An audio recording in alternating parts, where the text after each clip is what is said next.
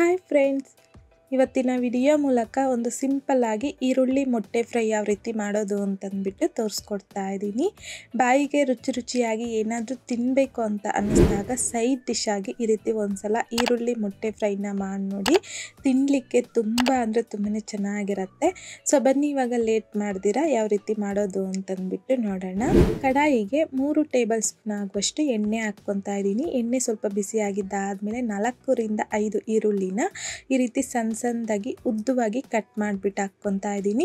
ಹಾಗೆಯೇ ಒಂದೆರಡು ಹಸಿಮೆಣಸಿನ್ಕಾಯಿನ ಅರ್ಧಕ್ಕೆ ಕಟ್ ಮಾಡಿಬಿಟ್ಟು ಹಾಕ್ಕೊತಾ ಇದ್ದೀನಿ. ಈರುಳ್ಳಿ ಜೊತೆಯಲ್ಲಿನೇ ಸ್ವಲ್ಪ ಸಾಲ್ಟನ್ನು ಸಹ ಹಾಕ್ಕೊತಾ ಇದ್ದೀನಿ. ಈ ರೀತಿ ಈರುಳ್ಳಿ ಜೊತೆಯಲ್ಲಿ ಸಾಲ್ಟ್ ಹಾಕಿ ಈರುಳ್ಳಿನ ಫ್ರೈ ಮಾಡೋದ್ರಿಂದ ಬೇಗ ಫ್ರೈ ಆಗುತ್ತೆ. ಸೊ ಹಾಗಾಗಿ ಈ ರೀತಿ ಮಿಕ್ಸ್ ಮಾಡ್ಕೊತಾ ಮೀಡಿಯಂ ಫ್ಲೇಮ್ನಲ್ಲಿ ಈರುಳ್ಳಿ ಈ ರೀತಿ ಸ್ವಲ್ಪ ಲೈಟಾಗಿ ಗೋಲ್ಡನ್ ಕಲರ್ ಚೇಂಜ್ ಆಗೋವರೆಗೂ ಫ್ರೈ ಮಾಡಿಕೊಂಡ್ರೆ ಸಾಕು.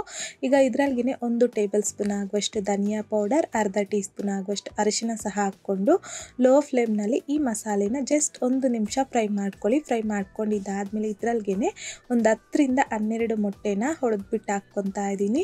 ಸೊ ಜೊತೆಗೆ ರುಚಿಗೆ ತಕ್ಕಷ್ಟು ಸ್ವಲ್ಪ ಸಾಲ್ಟ್ ಹಾಕ್ಕೊತಾ ಇದ್ದೀನಿ. ಆಲ್ರೆಡಿ ನಾವು ಈರುಳ್ಳಿ ಜೊತೆಯಲ್ಲಿ ಸಾಲ್ಟ್ ಹಾಕಿರ್ತೀರಿ, ಸೊ ನೋಡಿಕೊಂಡು ಸಾಲ್ಟನ್ನು ಅಡ್ಜಸ್ಟ್ ಮಾಡ್ಕೋಬೇಕು.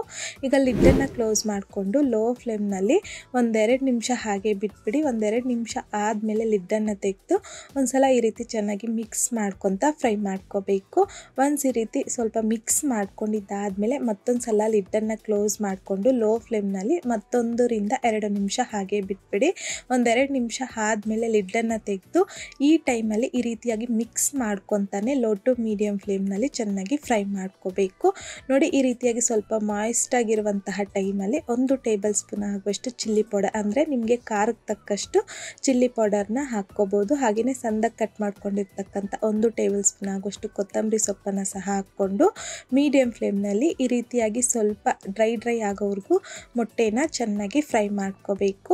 ಸೊ ನೋಡಿ ಈ ಟೈಮಲ್ಲಿ ಫ್ಲೇಮ್ನ ಆಫ್ ಮಾಡ್ಕೊಂಬಿಡಿ ಅಷ್ಟೇ. ಈಗ ತುಂಬಾ ಸಿಂಪಲ್ ಆ್ಯಂಡ್ ಟೇಸ್ಟಿ ಆಗಿರುವಂತಹ ನಮಗೆ ಈರುಳ್ಳಿ ಮೊಟ್ಟೆ ಫ್ರೈ ಅನ್ನೋದು ರೆಡಿ ಆಗೋಗುತ್ತೆ. ಸೊ ಬರೀ ಒಂದು 5 ರಿಂದ 10 ನಿಮಿಷದ ಒಳಗಡೆ ನಮಗೆ ಈ ಈರುಳ್ಳಿ ಮೊಟ್ಟೆ ಫ್ರೈ ಅನ್ನೋದು ರೆಡಿ ಆಗೋಗುತ್ತೆ. ಸೊ ಚಪಾತಿಗೂ ಸಹ ಈ ವಿಧಾನದಲ್ಲಿ ಈರುಳ್ಳಿ ಮೊಟ್ಟೆ ಫ್ರೈನ ಟ್ರೈ ಮಾಡಿ ನೋಡಿ. ತುಂಬ ಅಂದರೆ ತುಂಬ ಟೇಸ್ಟಿ ಆಗಿರುತ್ತೆ. ಟ್ರೈ ಮಾಡಿದ್ದಾದಮೇಲೆ ನಿಮಗೂ ಸಹ ಟೇಸ್ಟ್ ಹೇಗೆ ಬಂತಂದ್ಬಿಟ್ಟು ಮರೀದೆ ಕಾಮೆಂಟ್ ಬಾಕ್ಸಲ್ಲಿ ಕಮೆಂಟ್ ಮಾಡಿ, ಲೈಕ್ ಮಾಡಿ, ಶೇರ್ ಮಾಡಿ.